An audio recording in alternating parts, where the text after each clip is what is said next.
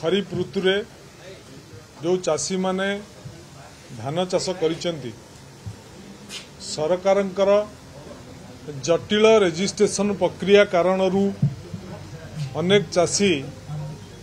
धान दबा पाई रेजिस्ट्रेशन रु वंचित होई अछंती एवं उक्त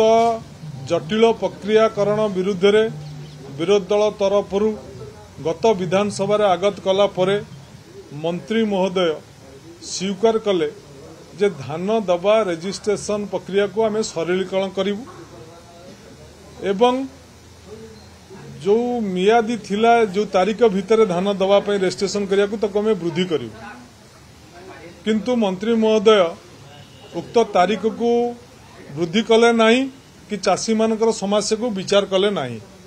तेणु से परिप्रेक्षी रे आज शून्य काल रे जो चाषी माने चाष करिसेंती धान दबा पाई रेजिस्ट्रेशन रु वंचित अछंती तांकु सरकार तुरंत रेजिस्ट्रेशन भुक्त करिवार आवश्यकता अछि जदि सरकार कोनोसी बाट पाउ नाहंती ताले गत वर्ष जो चाषी माने धान चाष करिथिले एवं जो माने धान देइथिले एवं जो मानक ना रेजिस्ट्रेशन थिला सेमानकु अलाउ करंतु ये दाबी आमे आज शून्य काल रे बाचस्पति निकट दाबी करिचु।